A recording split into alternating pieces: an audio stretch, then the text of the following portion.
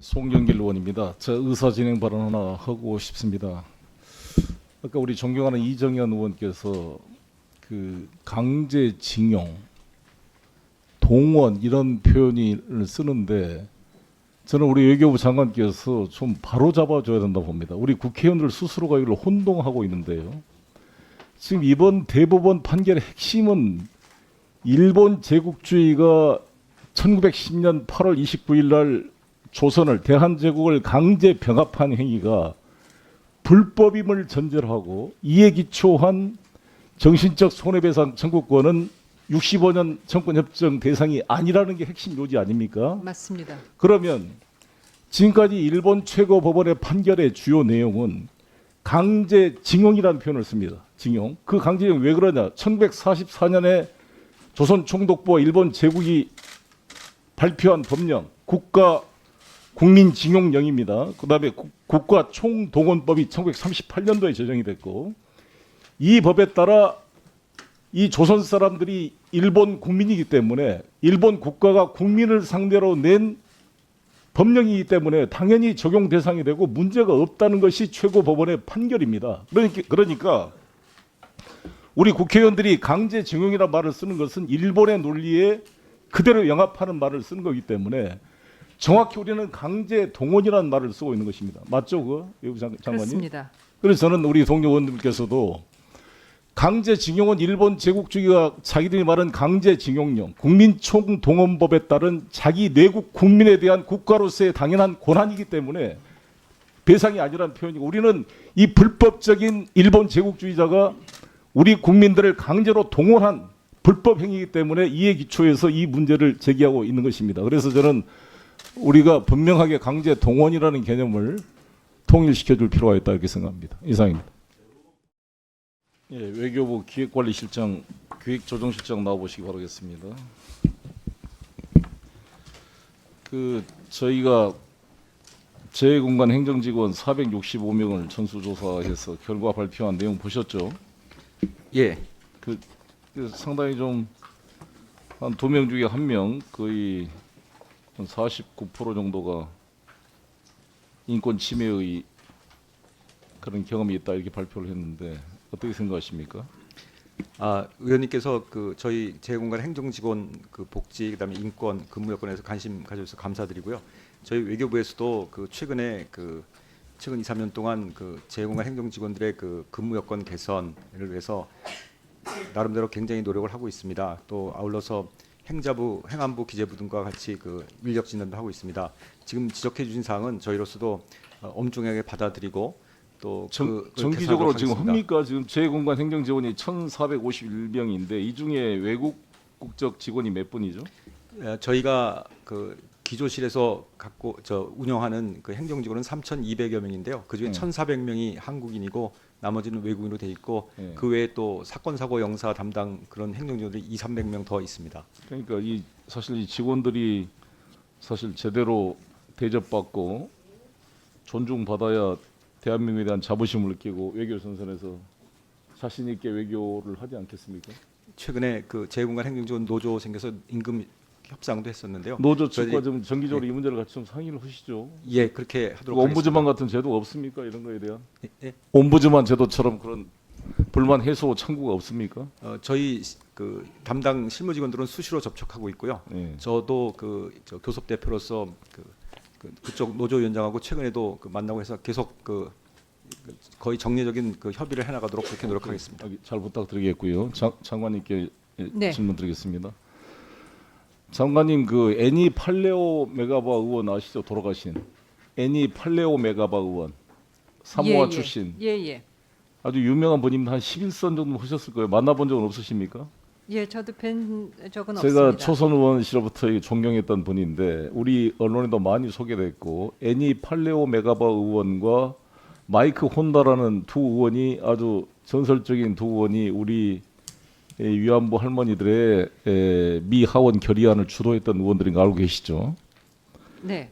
아마 직접 만나시는 못하실 것 같은데 저는 수차례 만나고 워싱턴에서도 같이 식사도 하고 네네. 이 두 분이 우리 나눔의 집도 수차례 방문해서 우리 할머니들을 안아주시고 눈물을 흘렸던 네, 그렇습니다. 우리 한국의 국회의원들을 부끄럽게 만들 정도로 애정을 가졌던 분인데 이 팔레오 메가바본이 이미 돌아가셨습니다. 근데 돌아가셨는데 2017년도에 73세로 돌아가셨는데 제대로 우리가 하나도 배려를 안 한 것 같아요. 장례식 절차도 그렇고 저는 이분들 이 가족분들에 대해서도 뭔 배려를 하고 훈장 포상을 한다든지 뭔 할 필요가 있다고 생각이 들고요. 특히 마이클 혼다 부부는 이분이 일본계 국회의원인 거 아시죠? 네. 일본인들이 엄청 비난을 했습니다. 마이클 혼다를 배신자 이렇게 하고 말이죠.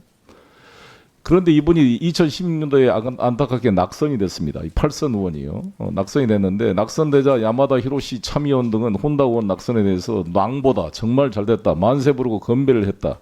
이렇게 했고 근데 이런 분이 이제 우리나라에 와서 인터뷰를 했는데 제대로 대접을 안 해줘서 하여튼 이 일본 보수 신문에서 고로다 카스히로 산케이 신문 서울 주재 개권 논설위원이 한국에서도 과거의 사람이 됐다고 비아냥되는 보도를 하기도 했습니다.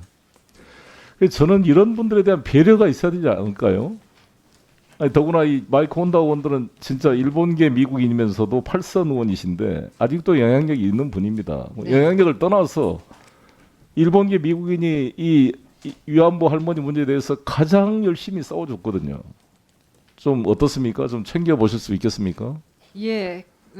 혼다 의원에 대해서는 2017년에 그 수교 훈장 광화장에 수여된 걸로 예, 알고 그건 있습니다. 알고 있습니다. 예. 네. 근데 하여튼 뭐 저희가 좀 더 정부 차원에서 예. 또 그 팔레오 오마베가 의원께서는 타게시 총영사가 장례식에 참여를 하고 그 조화 조전 등을 부인에게 전달한 걸로 알고 있습니다만 지금 이 시점에서 그 유가족이라든가 또 혼다 의원 등에 대해서 정부 차원에서 어떤 배려가 더 가능한지 한번 적극 검토하겠습니다. 후세 다치츠 변호사라고 들어보셨습니까? 예. 못 들어보셨어요? 예, 이 성함만 들어봤습니다. 우리 차관님이 잘 아시죠? 일본 전문가시니까. 조 차관님. 네. 후세 다치츠 변호사 아십니까? 예, 못 들어봤어요? 예. 그러니까 우리 외교부가 저는 이걸 공부를 하는데 후세 다치츠가 일본인 변호사고 일본계 쉰들러라고 알려질 정도의 언론에 보도된 사람이에요. 우리나라 언론에도 수차례 보도된 사람입니다. 이 후세 다치츠를 외교부 차관이 모르고 있으면 안 됩니다. 이분이 교토 출신 변호사인데요. 정말 우리 박열 열사를 비롯해서 수많은 독립운동가를 무료로 변호했던 분이고 본인이 직접 구속되기까지 하면서 일제와 싸웠던 일본계 변호사입니다. 변호사 자격을 박탈을 하기도 했어요. 그래서 우리 문재인 정부 때 우리 이해찬 총리가 계실 때 최초로 일본인 출신으로 건국 훈장을 받은 최초의 일본인이 바로 후세 다치츠입니다. 그래서 저는 우리 일본과의 이런 외교 문제 됐을 때 일본을 비난하기 전에 이런 사람들을 찾아가서 존중하면 간접적으로 일본인들을 부끄럽게 만드는 행위가 되는 거거든요. 그렇지 않습니까? 마이크 혼다나 팔레오 메가바 의원이나 후세 다치츠 같은 분들을 VIP가 일본에 갔을 때 후세 다치츠 묘소가 동경에 있습니다. 거기를 가서 참배하면은 그 참배하는 것 자체로 일본인에게 주는 메시지가 있는 것입니다. 일본인들을 비난할 필요도 없어요. 진정으로 한국인을 존경하고 일제에 싸웠던 양심적인 일본인을 우리가 존중해주고 찾아가 주면 되는 겁니다. 도이 닦았고 여사가 하는 이야기가 뭐냐면요.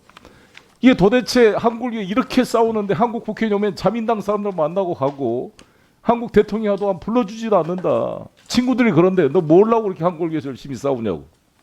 이런 외교를 해서는 안 된다고 생각하는데 어떻습니까?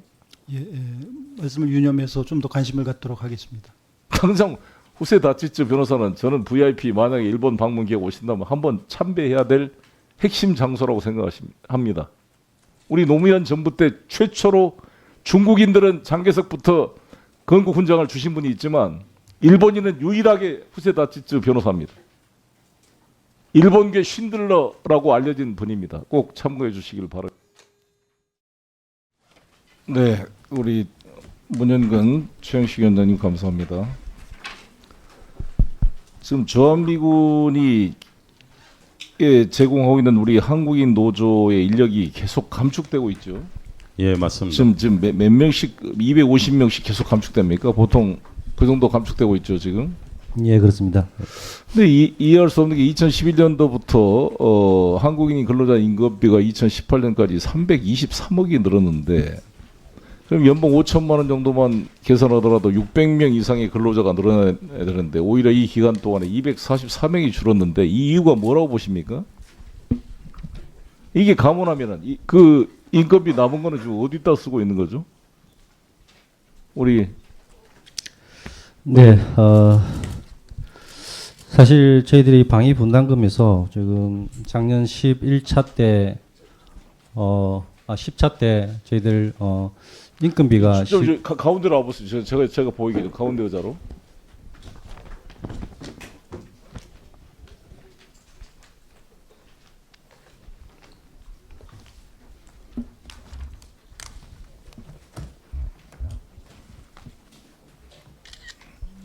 네, 다시 말씀드리겠습니다. 10차 때 방위 분담금에서 인건비가 대폭 늘었음에도 불구하고 지금 현재까지 우리 한국인 직원이 지속적으로 감원을 받고 있는 데에서는 주한미군 노동조합위원장으로서 도저히 이해가 할 수가 없습니다. 사실은 제가 이게 자료에 나타났듯이 3년 동안에 지속적으로 방위 분담금이 8차, 9차, 10차에 나섰지만은 계속적으로 인건비는 정액됐습니다. 그러나 2019년 현재까지도 지금 매년 3년 동안에 일어난 게 761명입니다. 그 이유를 미국 측에서 뭐라 그래요? 그걸 지적 안 해봤습니까? 협상할 때? 네, 저희들이 분명히 주한미군 사령관께도 이야기했고 주한미군 사령부에도 분명히 저희들이 협상할 때 이야기를 했습니다. 그럼에도 불구하고 주한미군 사령부 측에서는 한국인 직원들의 어떤 인건비 부분이 주한미군에서 실질적으로 한 10차 때까지는 25% 정도 자기네들이 부담을 했었습니다. 그래서 저희들이 그러면 주한미군에서 계속적으로 방위 분담금 인상을 하니 인건비도 그러면 인상을 시켜서 한국 정부에서 좀 더 부담을 하라. 그거 저희들이 요청을 했습니다. 그러면 10차 때도 저희들이 그럼 한국 정부에서 방위 분담금 인건비를 한국 정부에서 좀 더 부담하면은 감원이 고용이 안정되겠느냐는 질의를 했었습니다. 그랬을 때도 주한미군 사령부 쪽에서는 별 다른 이야기 없이 자기네들이 한국 정부에서 지속적으로 한국인 직원 인건비를 정액하면 방위 분담금 협상이 타결되지 않을 경우에 한국 직원들을 인건비를 줄 수 없다. 그러면 한국 직원들을 무급 휴가를 줄 수밖에 없다. 일단 이런 핑계를 대었습니다. 아니 그러니까 왜 인건비가 느는데 인원이 주는 문제에 대한 답이 없다 이 말입니까? 그럼 돈 남은 거 어디다 다른 데다 빼돌린다는 거예요? 그건 잘 모르는 겁니까?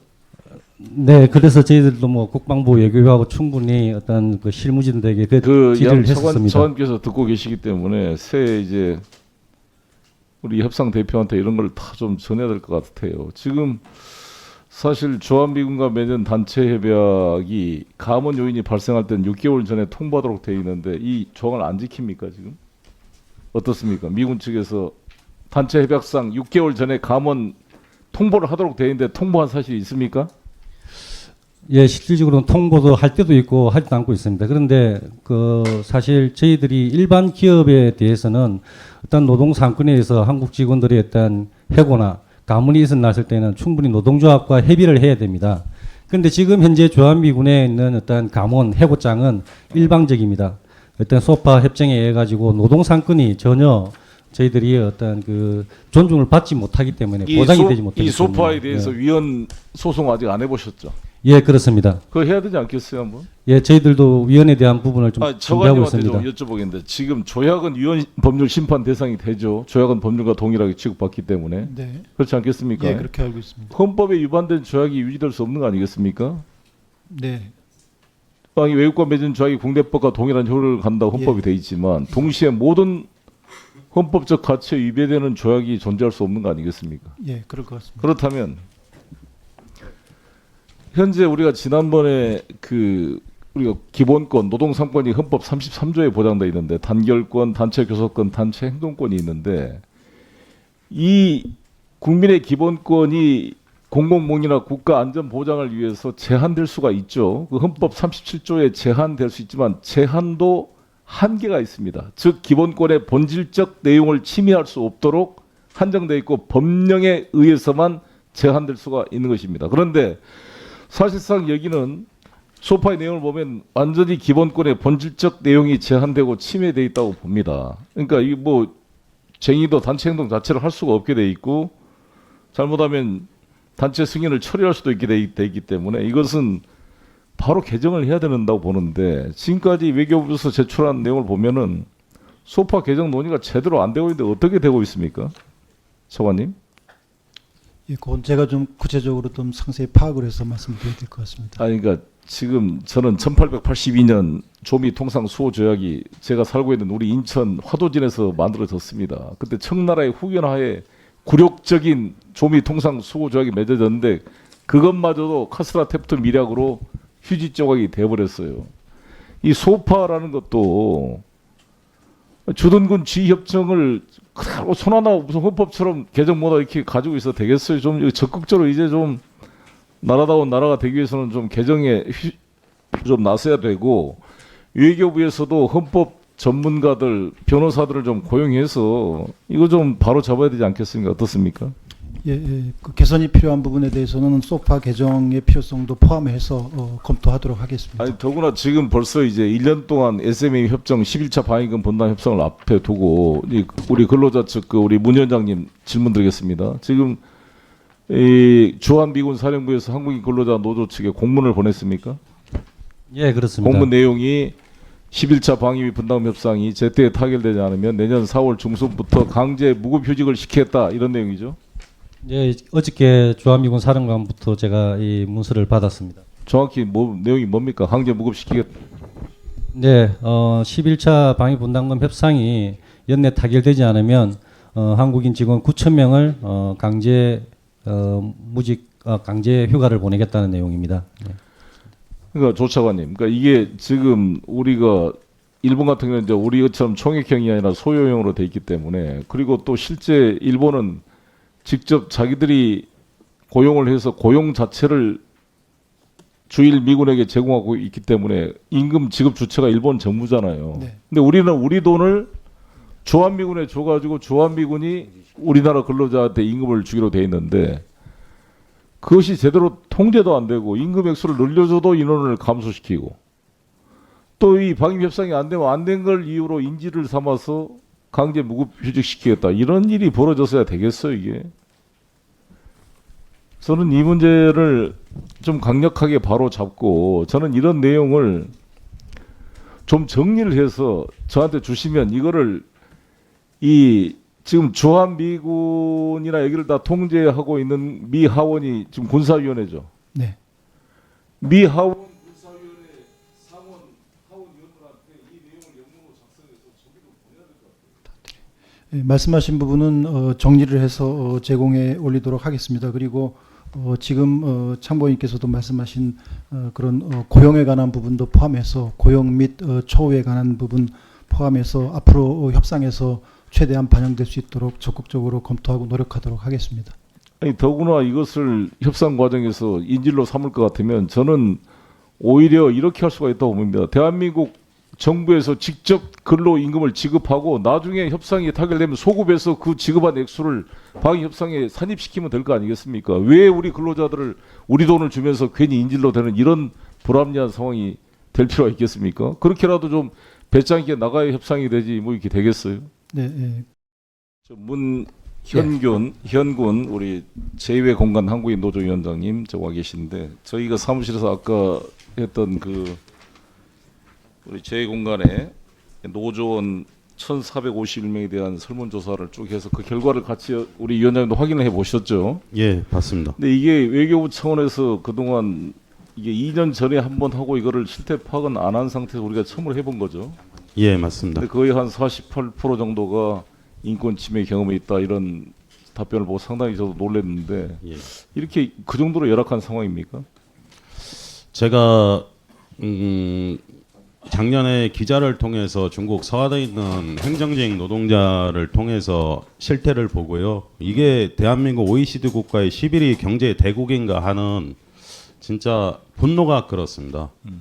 분노가 끓고 이직률이 4, 5년 만에 저 100%가 이직을 한다는 거는 틀림없이 외교부에서 제2공간 행정직 노동자들에 대한 운영 방식이 잘못됐다. 그래서 철저하게 꼼꼼하게 검토를 했었습니다. 네. 했었고 2014년 에도 한번 국정감사 도마 위에 올랐던 기억을 제가 더듬어 봤고요. 지금 더불어민주당 원내대표이신 이인영 원내대표께서도 외통위 위원 시절에 문제를 제기하고 나섰었습니다. 나섰었는데 그냥 그때는 노조가 없어서 구성원 대표가 없어서 그랬는지 모르지만 외교부에서 시정 속기록도 제가 봤거든요. 시정을 하겠다 해놓고 개선된 게 하나도 없었습니다. 근데 지금 당장 시급하게 개선돼야 될 핵심적 요소가 뭐라고 보십니까? 지금 갑질 피해자 신고 지원센터가 설치돼 있죠. 예, 저희 시민사회단체하고 같이 하는 네. 이 갑질 신고센터는 저희가 설치가 됐고요. 근데 지금 이게 이제 가장 시급한 거는 뭐 네. 하도 많아서 네. 의원님 하도 많아서 그런데 당장 주거비부터 제가 잠깐 말씀드리겠습니다. 네. 우리 공무원들과 우리 재공간 행정직 노동자들에 대해서 차이를 두면 주거보조비가 보통 한 3배 정도 차이가 납니다. 일반 이 공무원들과 예, 공무원분들은 어떻게 되든 매년 물가 상승률 기준으로 해서 주거비가 올라가는데 저희들은 10년간 동결이고요. 이게 말이 주거보조비지 임금이 최저임금 수준의 임금을 맞춰주는 임금 쪼개기 형태 가처분 소득으로 실질적으로 생계 보탬이 돼야 되는데 북경이나 동경이나 뭐 유럽이나 그런 데에서 지금 주거보조비로 지급받는 그 금액조차도 부족한 부분입니다. 그래서 제가 북경을 얼마 전에 다녀왔습니다. 그래서 장하성 신임 대사분 또 뵙고요. 신임 대사께서도 느끼고 계십니다. 중국조차도 재공간 행정직 노동자들이 저소득층으로 분류돼서 자녀들을 국제학교에 입학을 못 시킨다. 그 정도로 이 처우가 열악합니다. 그 1차관님, 2차관님 이거 누가 2차관님 담당입니까? 예. 1차관 담당입니까? 제가 하고 있습니다. 예. 근데 그러면 실제로 주거비가 3분의 1밖에 차이가 안 나면 이 행정 이 근로자들은 어디 뭐 따로 숙소를 뭐 제공해 준 건 아니죠? 그냥 주거비를 알아서 임대해서 살아라고 지금 방치해 놓는 겁니까? 원칙적으로는 그러면 개별적으로 이제 노조위원장 주장대로 일반 행정직 공무원에 비해서 해외 공간 근로자들의 주거비가 3분의 1밖에 안 된다 한다면 얼마나 열악한 조건에서 살아야 되는가요? 이것에 대해서 기재부의 뭐 예산 이런 거 반영 요구를 안 했습니까? 지금 재공간의 행정직원들의 처우에 대해서 개선하기 위해서 여러 가지 검토도 하고 또 필요한 요구도 하고 있습니다만은 본격적으로 열악한 재공간 행정직원에 대한 처우 개선을 본격적으로 검토하고 실행하고 있는 것이 아직 그리 오래되지 않았기 때문에 아직은 부족한 점이 많습니다. 그래서 노조도 생기고 해서 금년에 임금 협상도 했고요. 그런 맥락에서 처우 개선도 그래서 조금 더 이번에 노력하도록 저희가 하겠습니다. 설문조사도 했으니까 이것을 그 1차원께서 TF를 밑에 만들든지 해가지고 종합 개선안을 좀 시급히 마련해서 저희들에게 좀 보고를 해보세요. 그 우리가 그렇게 하겠습니다. 이제 후진국도 아니고 이 정도 나라가 됐으면 대한민국 정말 이 외교 공간에 근로하는 사람들이 자부심을 느끼도록 해줘야 되지 않겠습니까? 그동안의 행정직원들의 처우에 대해서 상당히 열악했던 점이 분명히 있다고 인정을 합니다. 그리고 개선을 해야 되기 때문에 그거는 계획을 만들어서 보고 드리고 또 TF 등을 통해서 문 조치하도록 위원장님 하겠습니다. 마음대로 마무리 말씀 해보십시오. 예. 뭐 주거 보조비 제가 1박 2일 동안 우리 의원님들께 다 설명해도 못할 것 같습니다. 제가 베트남서부터 나고야, 동경, 북경, 몽골 뭐 깐풍기 대첩 일어났지 않습니까? 몽골 대사께서 깐풍기를 버렸다고 우리 공간 조합원들을 탄압하고 갑질하고 그랬는데 우리 여기 이제 외통위 우리 윤상현 위원장님 또 관심 가져주신 우리 송영길 의원님 또 우리 외통위 의원님들께 좀 간곡히 부탁드리겠습니다. 이게 일회성으로 끝나지 말고요.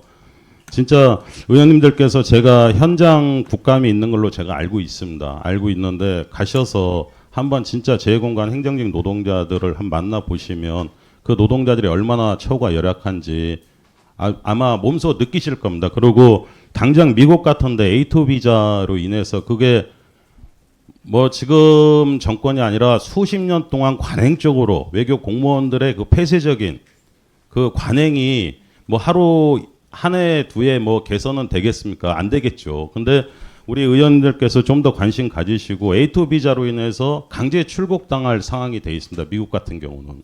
그리고 특수지 수당 같은 경우도 목숨값이 공무원들은 뭐 목숨값이 뭐 한 3,000불 받는다 그럼 저희 재공간 행정직 노동자들은 1,000불 수준의 특수지 수당을 받거든요. 사실 목숨을 내놓고 같이 이 생명은 똑같이 귀중하고 소중한 건데 거기에 대해서 차별을 둔다는 자체가 좀 제가 분노를 하고요.